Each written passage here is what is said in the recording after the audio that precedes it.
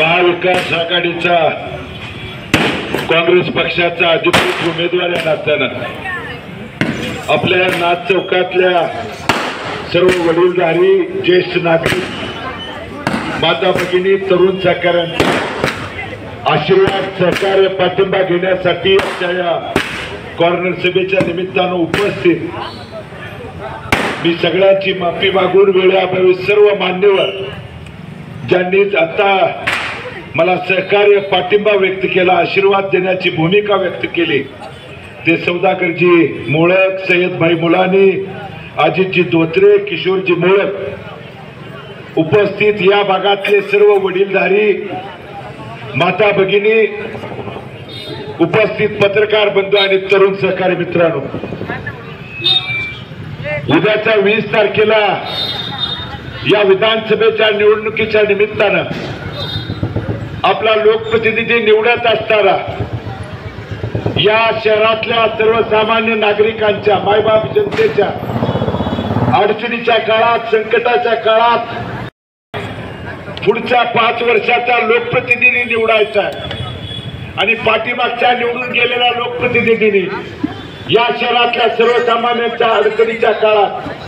किती वेळा आपल्या प्रसंगाला धावून आले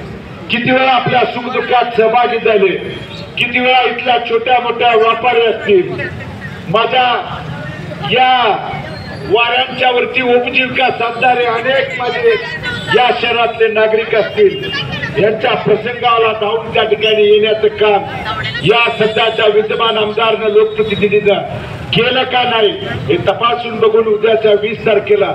आपला आशीर्वाद द्या विनंती त्या ठिकाणी करतो। या भागातले छोटे मोठे व्यापारी असतील माझे रिक्षा चालक असतील माझे त्या ठिकाणी टांगे चालक असतील किंवा प्रत्येक गाडाधारक ज्या छोटे मोठे व्यापारी सहकारी असतील जे आपल्या काबाड कष्ट करून आपल्या व्यवसायातून कष्ट करून प्रपंचात हातभार लावण्याचं काम करतात पण प्रशासनाच्या कडून आणि या चुकीच्या लोकप्रतिनिधींच्या कडून वेळोवेळी यांच्यावरती अन्याय अत्याचार करण्याचं काम पालिकेचा प्रशासन असेल किंवा या लोकप्रतिनिधीच्या कडून झालंय कारण यांचं सरकार चुकीचं भाजपचं सरकार शेतकऱ्यांच्या सर्वसामान्यांच्या इथल्या गोरगरीब मोलमजूर करणाऱ्या कष्टकऱ्यांच्या विरोधातला आहे व्यापाऱ्यांच्या वरती जीएसटी आणि टॅक्सच्या नावाखाली त्यांची चाललेली लूटबंदून जर थांबवायची असेल तर हे भाजपचं सरकार जोपर्यंत हद्दपार करत नाही आणि आपल्या महाविकास आघाडीचं काँग्रेसचं सरकार जोपर्यंत आणत नाही तोपर्यंत आपल्याला चांगले दिवस त्या ठिकाणी येणार नाहीत। या शहरानं 2009 ते 2020 हा 11 वर्ष भारतनानाचा काळ देखील जवळून बघितलाय अनुभवलाय माझ्या व्यापाऱ्यांच्यावरती माझ्या सर्वसामान्यांच्या वरती अन्याय अत्याचार जर कोणी केला मग ते पोलीस प्रशासन असेल किंवा प्रशासनातला कुठलाही अधिकारी सरकारच्या कडून जर अन्याय अत्याचार करण्याचं काम झालं तर लोकप्रतिनिधी हा कवच कुंडल म्हणून समोर येतो हे तुम्ही कितीतरी उदाहरणातून बंधून बघितलेलं आहे कारण 2009च्या पूर्वी मास्टर प्लॅनच्या नावाखाली इथल्या सर्वसामान्यांच्या वरती अन्याय अत्याचार करण्याचं काम सुरू होतं पण नानांनी आपल्याला एक त्या ठिकाणी आधार आणि भूमिकेतून सांगितलं होतं की जोपर्यंत तुमचा लोकप्रतिनिधी मी आहे तोपर्यंत तुमच्या या शहरातल्या सर्वसामान्यांची एक वीट देखील हलू देणार नाही म्हणून त्या दरम्यान सांगितलं होतं आणि ते दिलेला शब्द त्यांनी शेवटच्या श्वासापर्यंत काम बदलून जाणून बुजून सुरू आहे पण परत जर आता उद्याच्या 20 तारखेला चुकून ही जर माणसं गेली तर कॅरिडॉरच्या नावाखाली अनेक व्यापारी आणि अनेक घरं उद्ध्वस्त करण्याचा पाप आणि घाट यांनी त्या ठिकाणी घातलाय आणि म्हणून मी तुम्हाला अधिकारातनं तुमच्या त्या ठिकाणी विनंती करणार आहे की 11 वर्षाच्या काळात भारतनानांनी जसं कवच कुंडल म्हणून तुमच्या प्रत्येक सुखदुःखात सहभागी झालंय तीच भूमिका ही कॅरिडॉरच्या नावाखाली त्या ठिकाणी माझ्या सर्वसामान्यांच्या वरती व्यापाऱ्यांच्या वरती जर अन्याय अत्याचार करायला कोण आलं तर हा भगीरथ बाळके तुमच्या 2 पावलं पुढे राहून कवच कुंडल म्हणून उभं राहील या अभिवचन वचननामा त्या ठिकाणी मी तुम्हाला त्या दरम्यान देतो पण तुमच्या त्यासाठी पाठिंब्याची आशीर्वादाची बंधूनो उद्याच्या 20 तारखेला त्या ठिकाणी गरज आहे. कारण या भागातल्या सर्वसामान्य जनतेच्या वाढत्या महागाईनं या भाजपच्या चुकीच्या सरकारनं वाढत्या महागाईनं बंधूनो त्यांचं प्रपंच उद्ध्वस्त करण्याचं कंबरडं मोडण्याचं काम एकीकडे केलंय. आज प्रत्येक गोष्टीचे जीवनावश्यक वस्तूचा दर तपासा बंधूनो. आणि म्हणून लोकसभेला तुमच्यावर होणाऱ्या अन्याय अत्याचाराच्या विरोधात ही निवडणूक हातात घेऊन तुम्ही हे भाजपचं आणि त्या विचाराची माणसं हण्यासारखी बाजूला चालली आणि म्हणून यांच्या पायाखालची वाळू बंधून सरकली आणि म्हणून लाडकी बहीण योजना आणली.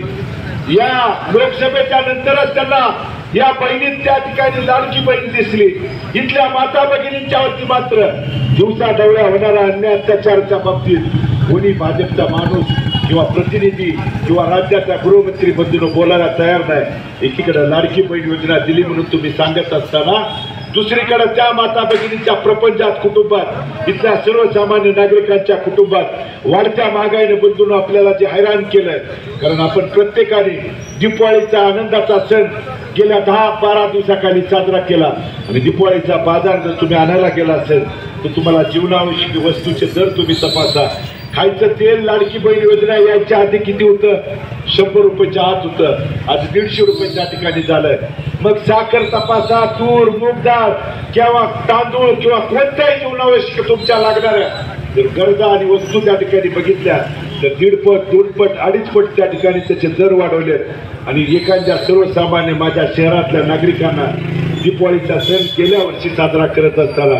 1,500-2 हजार रुपये जर लागले असतील तर त्याला या वर्षीचा सण साजरा करण्यासाठी 4-4.5-5 हजार रुपये कमी पडले, पुरले नाहीत. ही वाढत्या महागाईने परिस्थिती केली आहे. तुम्ही जीएसटी आणि टॅक्सच्या नावाखाली आमच्या व्यापाऱ्यावरती चालू असलेला अन्याय अत्याचार जर थांबवायचा असेल तर आपल्या काँग्रेसच्या विचाराचं सरकार जोपर्यंत आणत नाही बंधूंनो. कारण आपल्या जुन्या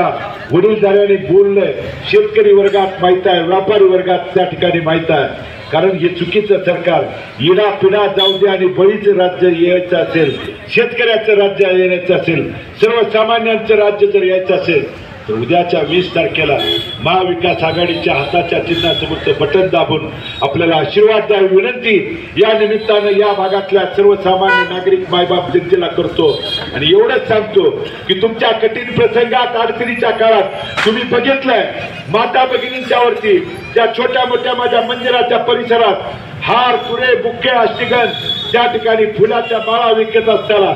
एखाद्या अधिकाऱ्यानं त्याच्यावरती काट्या चालवल्या, लाटा चालवल्यावरती लोकप्रतिनिधी कशा पद्धतीनं